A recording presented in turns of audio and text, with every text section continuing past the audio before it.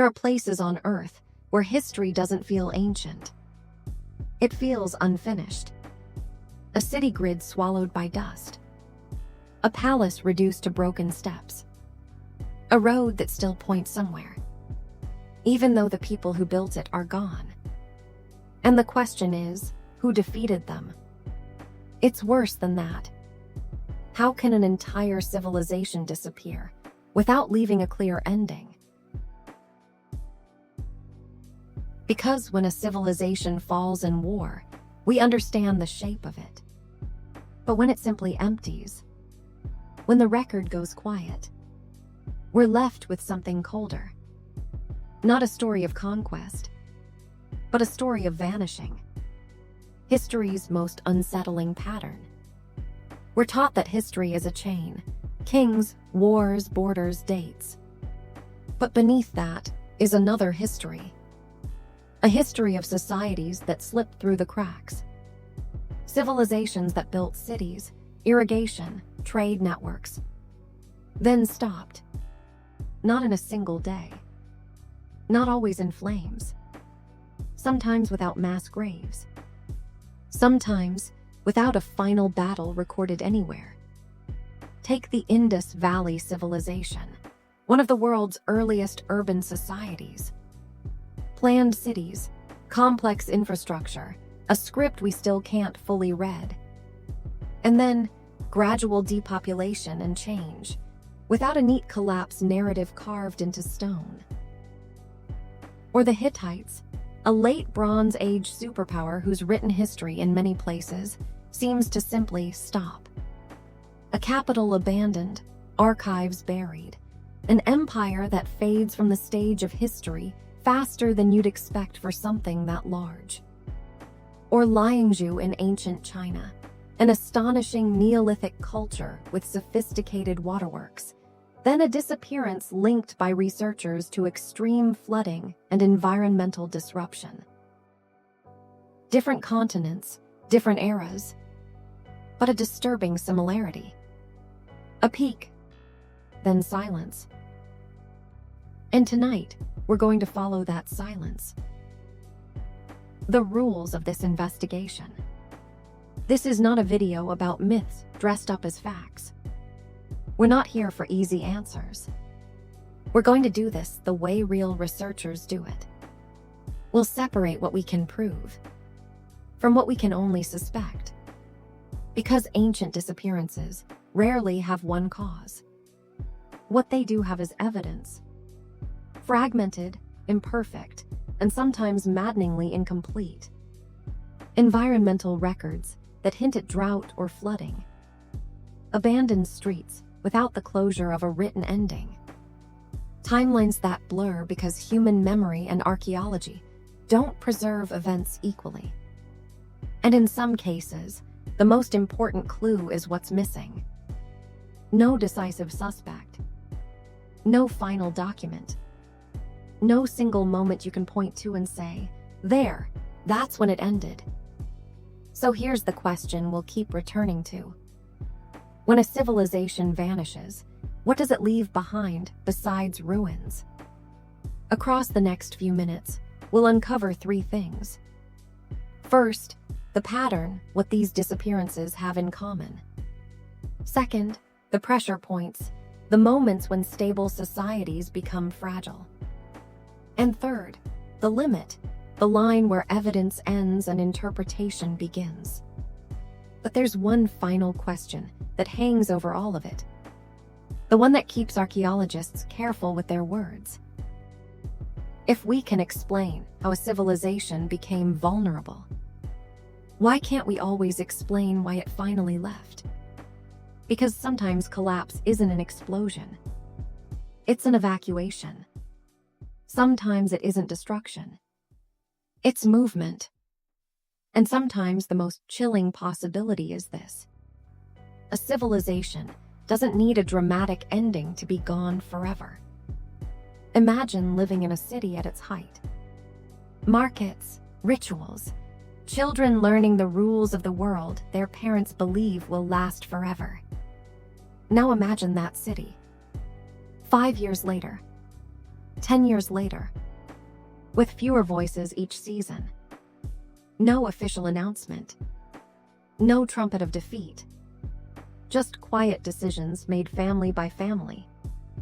We'll plant somewhere else. We'll move closer to water. We'll follow the trade road that still works. We'll abandon the old center because it no longer protects us. And that is where the mystery begins. Because the archaeology you find centuries later doesn't preserve fear. It preserves aftermath. It preserves the moment the streets stopped being used, not the moment people decided they were no longer safe. In one case, we find cities so carefully planned that even modern engineers pause. Drainage systems, street grids, standardized bricks.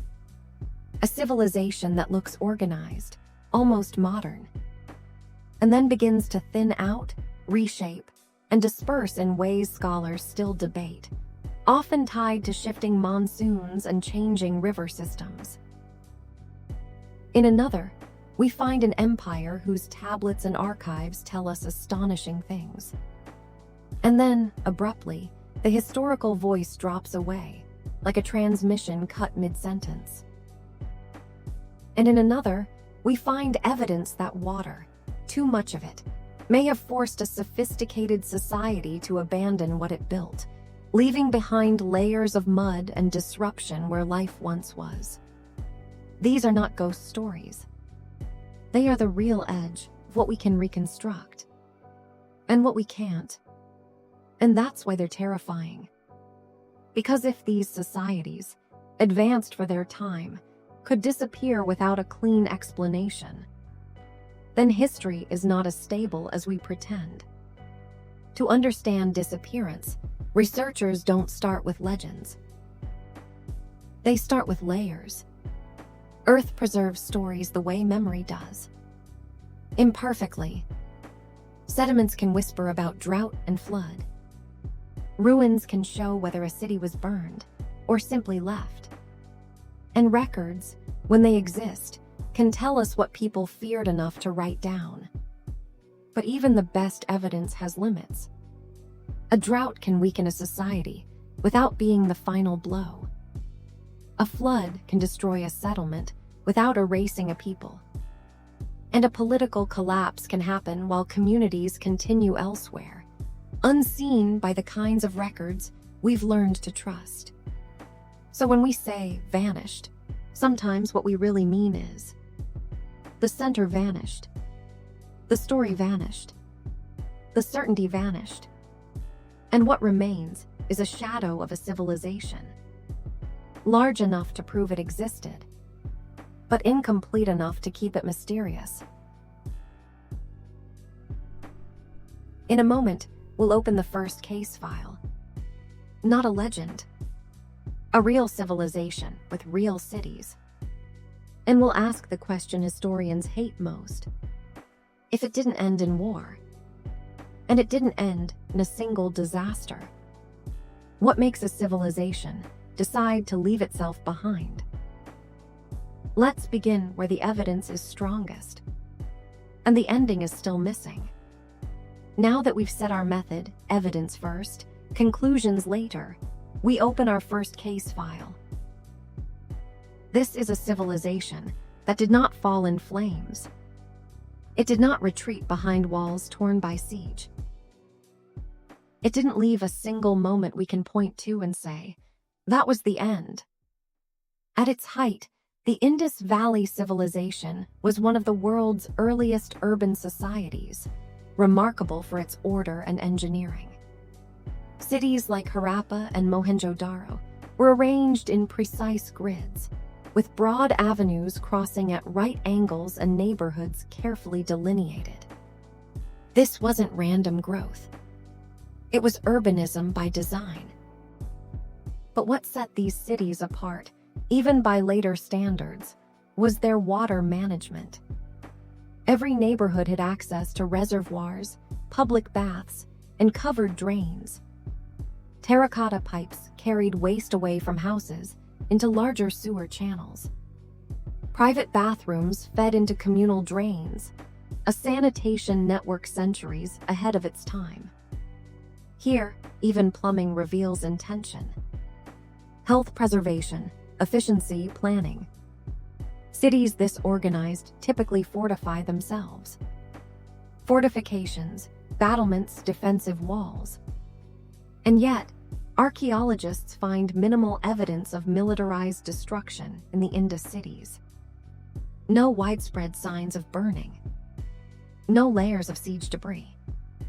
No sudden, violent end in the material record.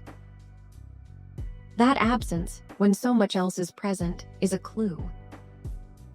By about 1900 BCE, the once vibrant cities show signs of thinning populations. Buildings go unused. Public spaces fall silent. Great granaries stand not emptied by invaders, but slowly bypassed by those who once walked their courtyards. By 1300 BCE, many of these sites were largely abandoned. Not stormed, not razed, just left behind. This was not downfall in a single moment, but a gradual transformation marked by departure, not destruction. Why did this happen? No army swept through. No plague is clearly recorded. No dynasty collapsed in a single instant. One leading explanation centers on climate, not catastrophe, but change. Paleoclimate studies show that over centuries, rainfall patterns shifted. Monsoon rains, once reliable, waned. River channels that fed the landscape became unstable. Water levels dropped. Fields dried.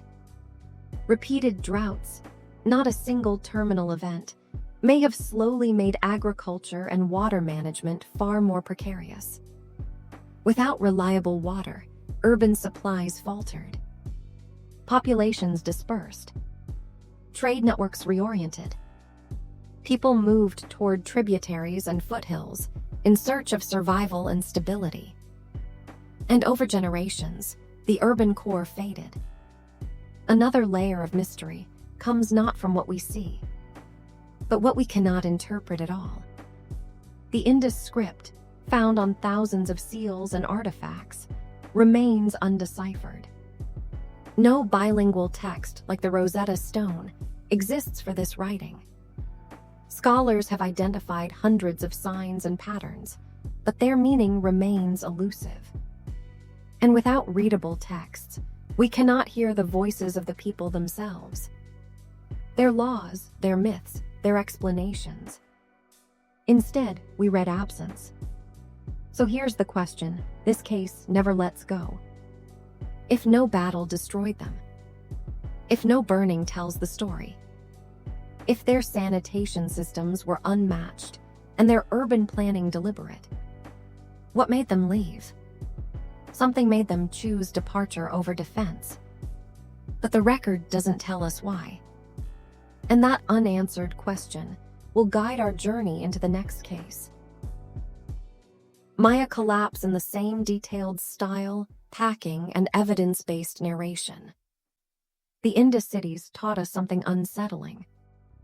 That a civilization can leave without being chased. The Maya teach us something else. That a civilization can vanish, while its cities are still standing. For centuries, the Maya dominated much of Mesoamerica. They built towering ceremonial centers, carved histories into stone, and tracked the movements of the sun, moon, and stars with extraordinary precision. Their cities, places like Tikal, Kapan, Palenque, were not villages. They were capitals, seats of power tied together by ritual, trade, and political rivalry. By the late 8th century, this system was still functioning. Kings ruled. Calendars were carved. Monuments were raised. And then something changed. Around 900 CE, many southern lowland Maya cities entered a rapid decline. Stelae stopped being erected.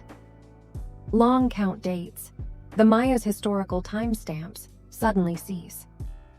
Not because time ended, but because no one was left recording it. What archaeologists don't find is just as important as what they do. There are no widespread burn layers, no consistent massacre sites, no single conquering force sweeping across the region. Temples remain upright. Plazas remain open. The cities are intact, but largely deserted. And that's the contradiction. Scholars have proposed several explanations. Prolonged drought is one of the strongest. Paleoclimate records from lake sediments and cave formations show repeated dry periods, some severe, some lasting decades. Water systems failed. Crop yields declined. Cities dependent on rain-fed reservoirs became vulnerable. Other pressures followed. Population growth strained forests and soils. Political rivalries escalated into localized warfare. Trade routes fractured. Each of these factors mattered. But here, the problem.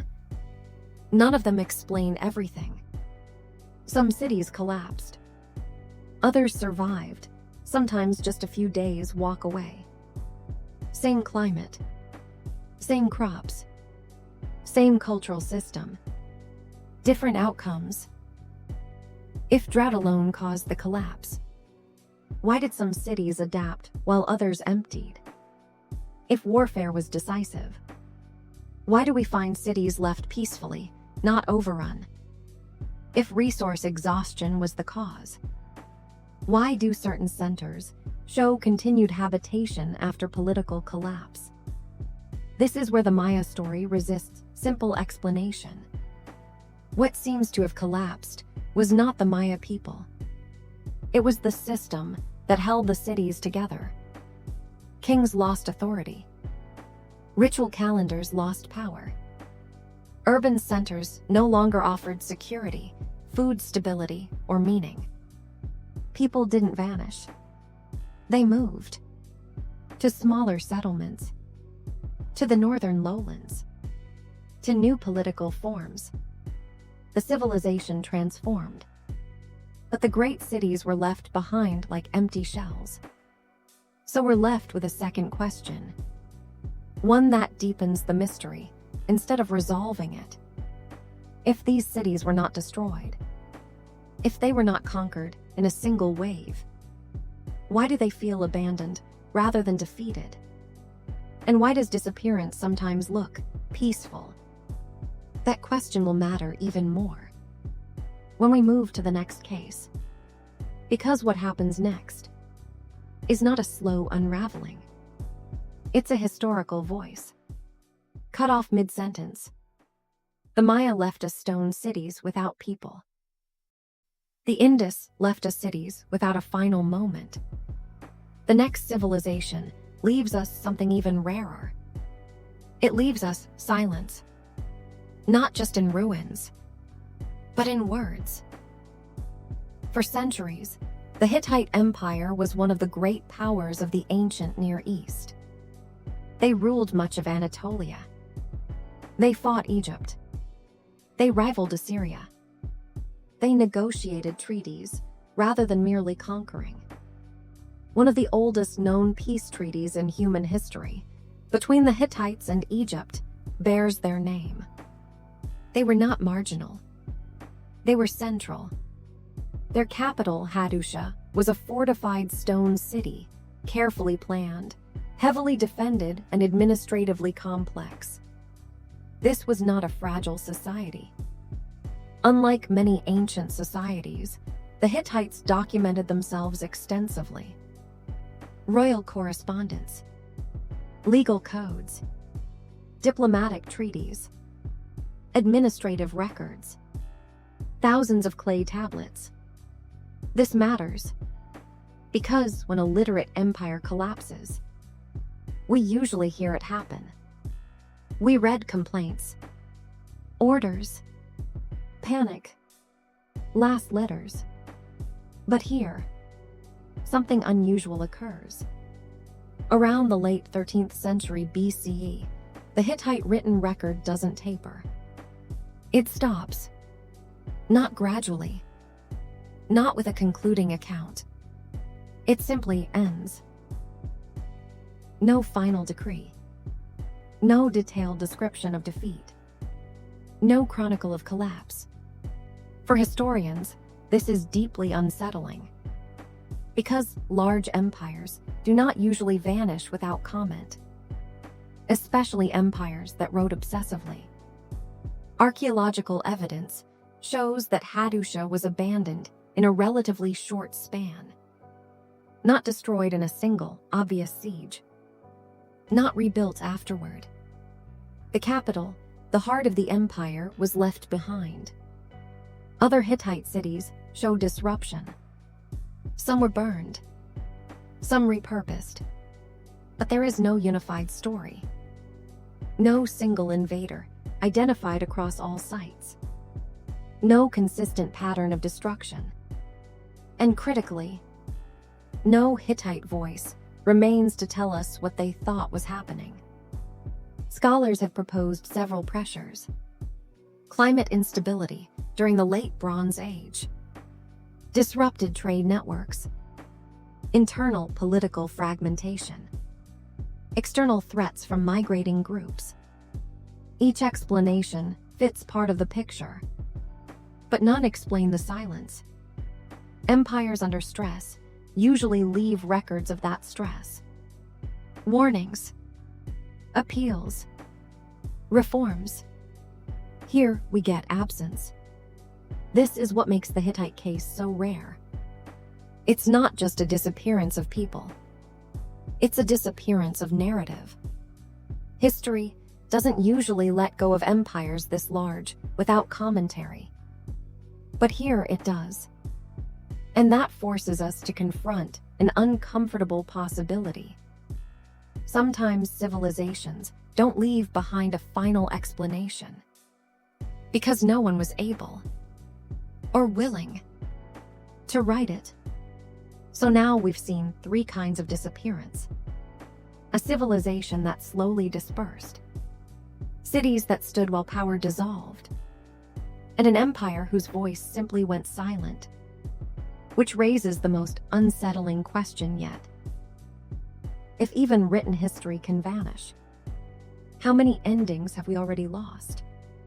And what patterns begin to emerge? When we place these disappearances side by side, that's where we go next. By now, a pattern is forming. Not a single explanation, but a shared vulnerability. Civilizations don't disappear in isolation.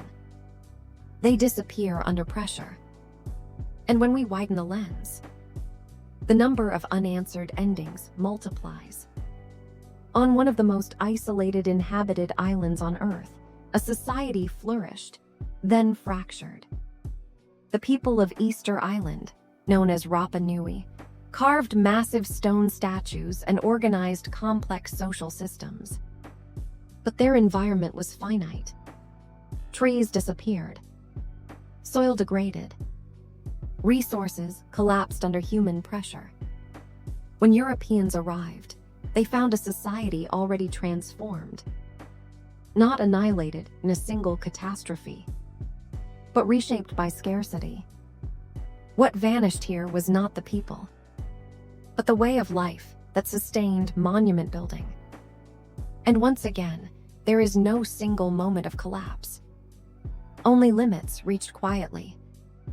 In what is now Turkey, one of the world's earliest large settlements thrived for centuries. Saddlehuruk had no streets. People moved across rooftops. Homes were packed tightly together, a dense, shared existence.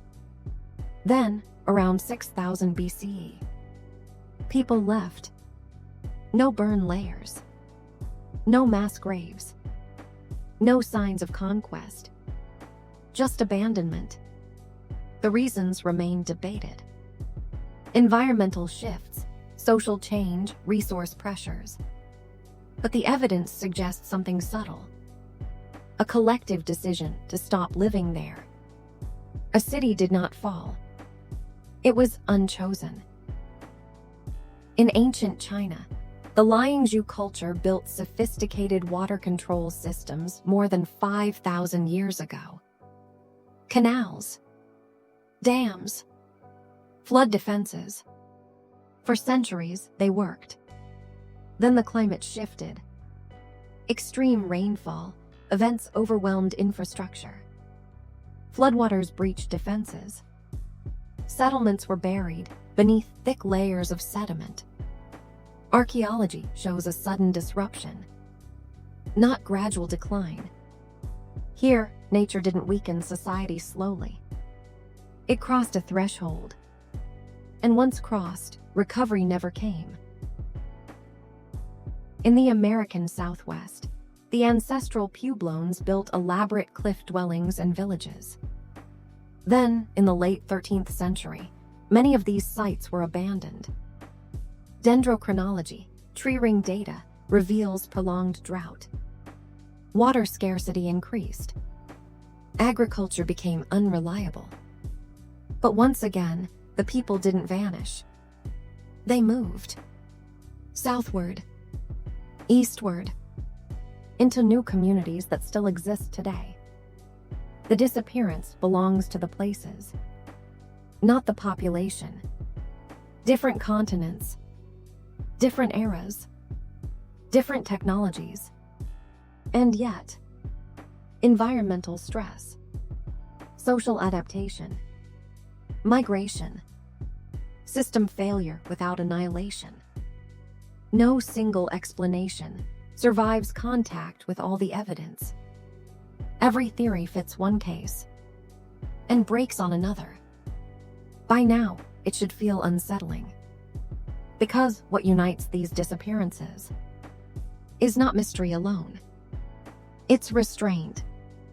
These civilizations didn't always collapse dramatically. They adjusted. They moved. They let go of places we assumed were permanent. Which forces the next question. If disappearance can happen without conquest, without spectacle, without a final moment, how do we even recognize collapse when we're living inside it? That's where we go next. Because now we stop listing cases and start asking why this keeps happening. By now, we've seen enough cases to stop asking what vanished and start asking why disappearance keeps taking similar shapes. Not myths, not guesses, but patterns grounded in evidence. Climate does not destroy civilizations overnight. What it does is destabilize assumptions. Rainfall shifts. Monsoons weaken or move. Floods intensify beyond historical norms.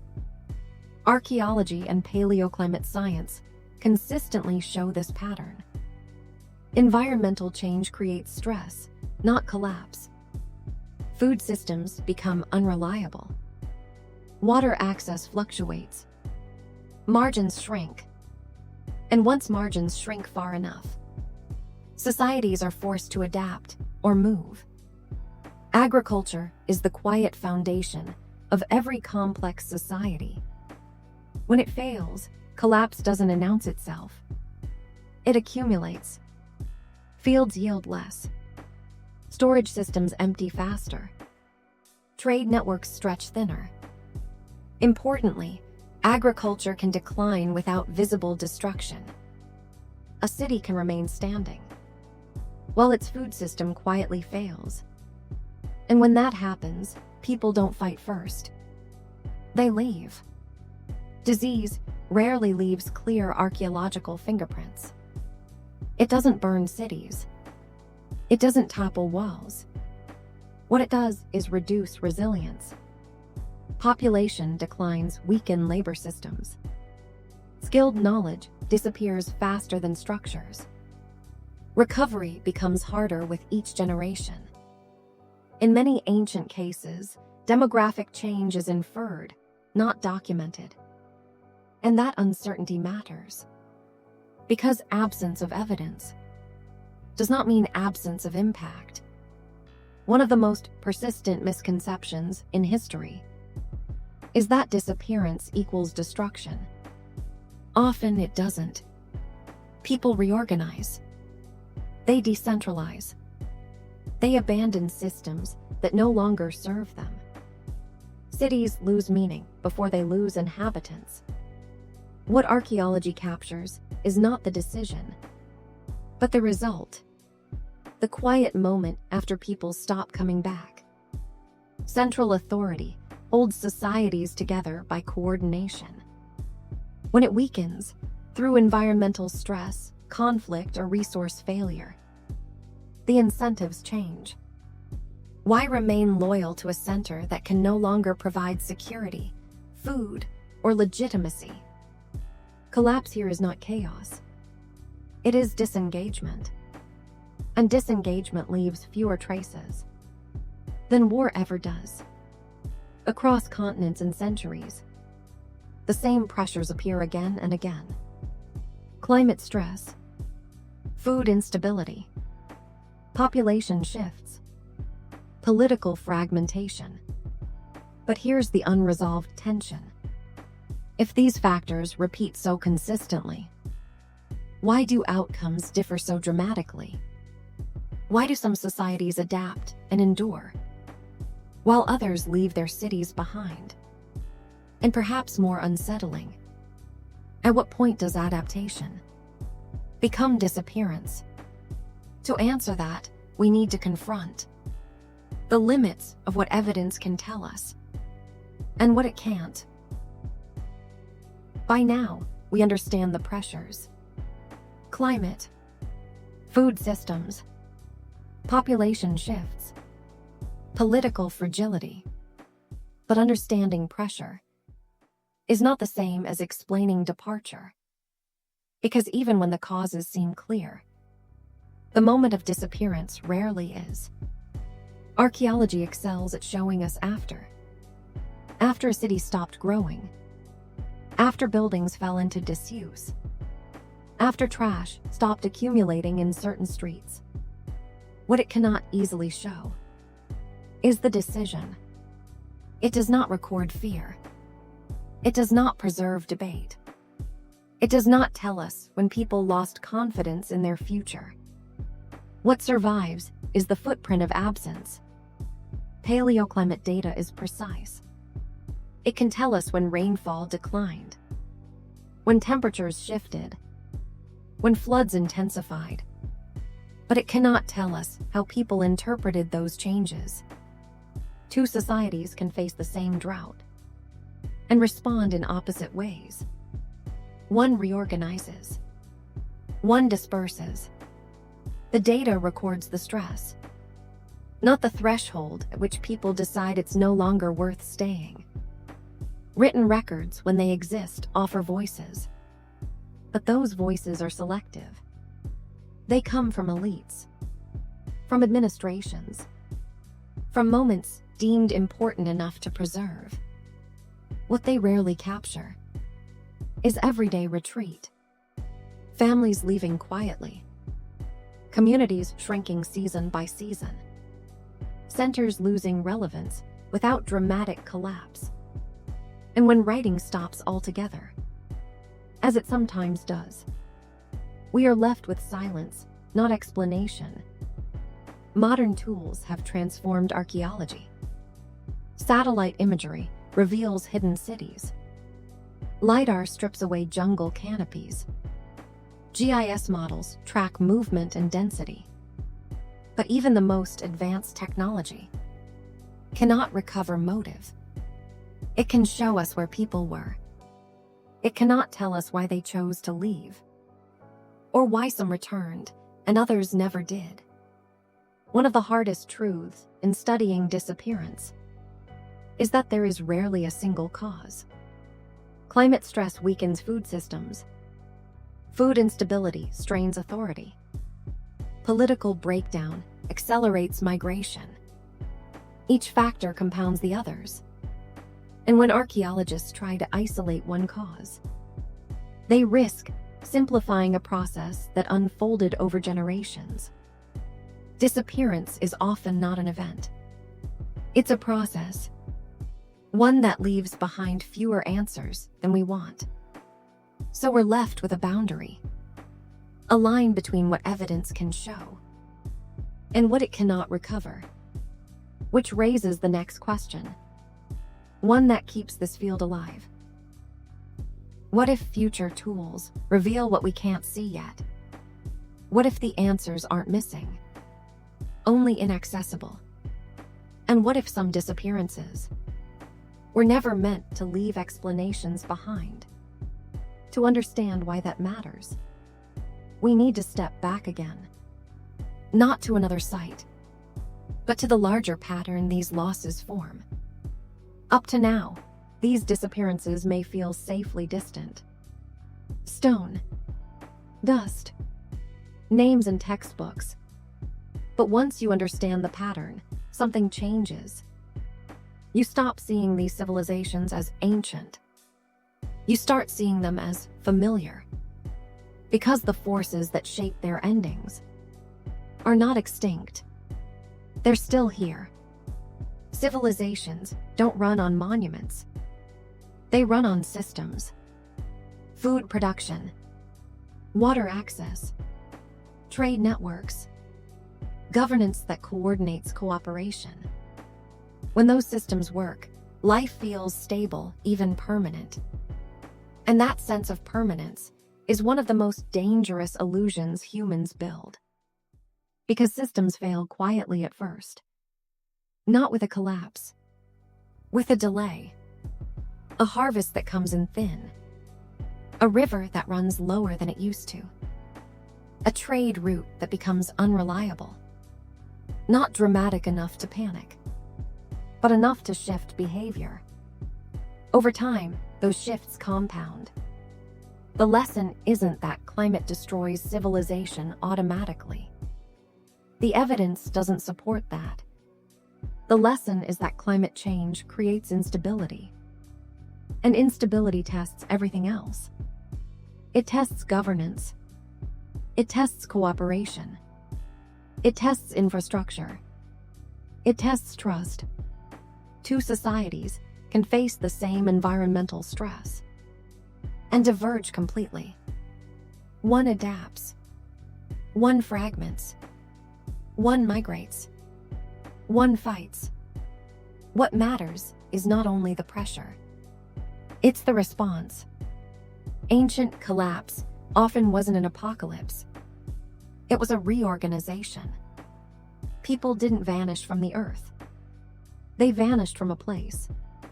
They left an urban center. They abandoned a political system.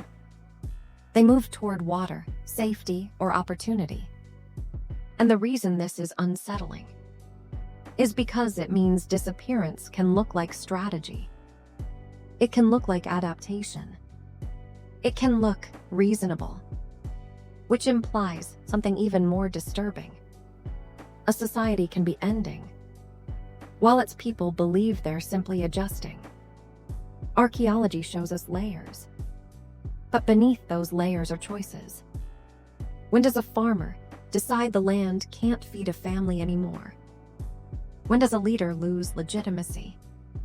When does a city stop feeling safe? These are threshold decisions. Not dramatic, not televised, but irreversible. Once enough people cross a threshold, the system changes shape. The center weakens. The network reroutes. What once felt permanent becomes optional. And after that, cities don't need to be destroyed to empty. They only need to stop being worth the cost. This is why vanished civilizations matter. Not because they predict our future, but because they reveal a truth about stability. It is not guaranteed by achievement. It is maintained by systems that must keep working. And when systems strain, the first signs are often subtle. The kind people normalize. The kind people explain away. The kind people only recognize in hindsight. So here's the uncomfortable question this entire documentary points toward.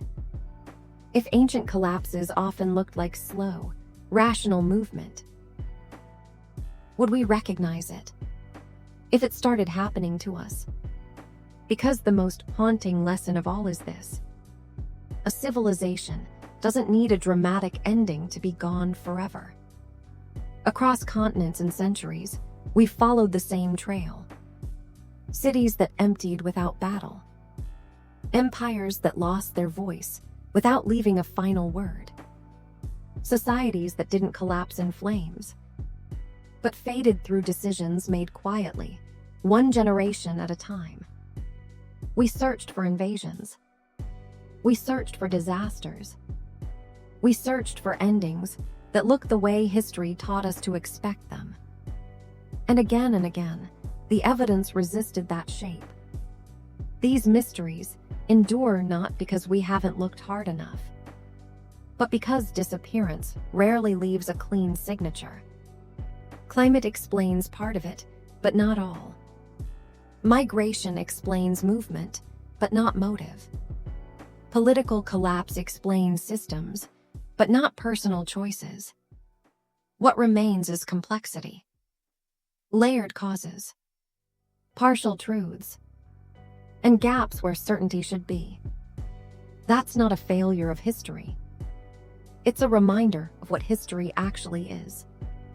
So now, the questions pass to you. Which vanished civilization stays with you the most? What do you think finally pushed them to leave? And do you believe future discoveries could still change what we think we know? Leave your thoughts in the comments. These stories don't end when the evidence runs out. They continue in discussion, interpretation, and debate. History remembers victories easily. What it struggles to explain are the moments when people simply stop staying. If you're drawn to stories like this, stories where the mystery is evidence-based, unresolved, and deeply human, consider liking this video and subscribing. 3 stories like this are added every week. Not for answers, but for the questions that refuse to go away.